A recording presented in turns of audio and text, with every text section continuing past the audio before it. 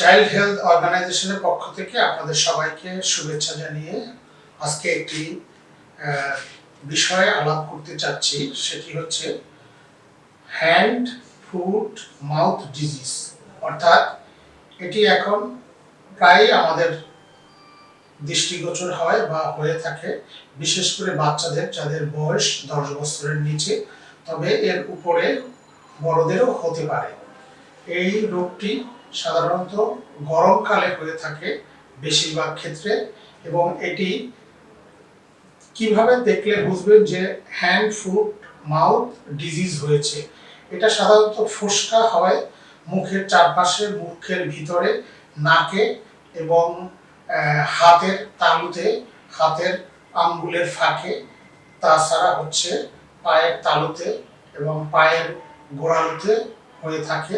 এবং যদি এরকম ফোস্কা অথবা লাল লাল হয়ে যায় তাহলে আপনারা বুঝবেন যে এটি হ্যান্ড ফুট মাউথ ডিজিজ। অর্থাৎ এই 3 জায়গায় এই ফোস্কাগুলো হয়, এবং বাচ্চাদের জ্বর হচ্ছে উপসর্গ হিসাবে, এবং বাচ্চারা ইরিটেট থাকে, এবং বাচ্চারা খেতে পারে না, গলা ব্যথা হয়, এবং অনেক সময় ইরিটেটিং থাকে, এবং কখনো কখনো এটা যদি এক্সট্রিম হয় তখন এখান থেকে অন্যান্য সেকেন্ডারি ইনফেকশন হতে পারে। এটা কি ধরনের রোগ? এটি একটি viral mild form of Coxsackie virus, যার মাধ্যমে এটি ছড়ায়, এবং এটি একজন থেকে এক বাচ্চা থেকে আরেক বাচ্চার হতে পারে বা হয়ে থাকে। সাধারণত যদি এই ধরনের হ্যান্ড ফুট মাউথ ডিজিজ যে সমস্ত বাচ্চাদের হবে তাদেরকে সাধারণত স্কুলে পাঠাবেন না।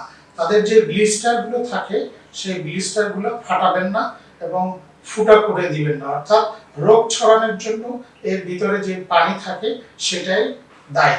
এবং এর সাথে যদি মুখের লালা, থুতু এবং হাসি কাশি এর সাথেও এগুলো দিয়ে এই রোগটি ছড়িয়ে থাকে, সেই ক্ষেত্রে এই রোগ প্রতিরোধ করার জন্য বাচ্চাদের হাইজিন হচ্ছে ইম্পর্টেন্ট, এবং হাইজিন মেনটেন করার সাথে সাথে এবং এদেরকে এদের যে জামা কাপড়, তাদের যেই হাসি কাশি যে হলে কিভাবে প্রিভেন্ট করবে যাতে না ছড়ায় সেগুলো আপনাদের খেয়াল রাখতে হবে।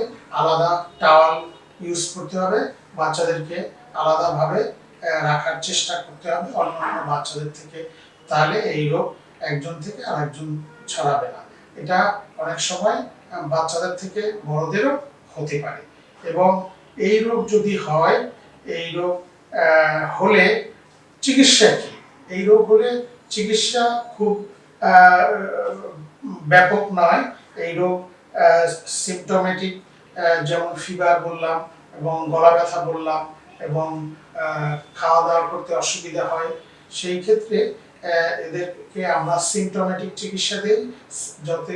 যদি জ্বর থাকে, ব্যথা থাকে, আমরা নাপা এর সাথে অ্যান্টিহিস্টামিন এবং ভালো খাবার দাবার এবং হচ্ছে ভিটামিন আমরা দিয়ে থাকি। অ্যান্টিবায়োটিকের প্রয়োজন হয় না।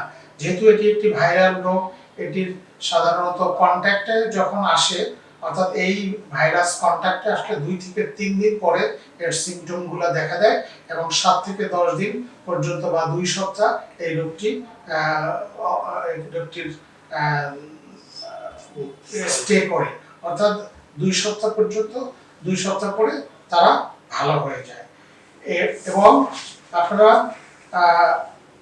এই রোগের যে মানে ছড়ানোটা বন্ধ করতে পারলে এই রোগ একজন থেকে আরেকজনের হবে না। সাধারণত এই রোগ হলে তাদেরকে প্রচুর পরিমাণে পানি খাওয়াবেন। সাধারণত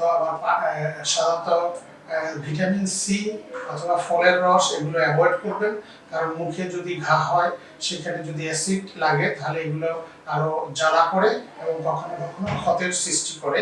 সেই জন্য এই যে এই রোগ হলে যে ব্লিস্টারগুলো হয় অর্থাৎ ফোস্কা, সেই ফোস্কাগুলো সাধারণত যতদিনে না শুকাবে ততদিন পর্যন্ত এদেরকে এগুলো ভাঙবেন না বা এগুলো খুঁটবেন না।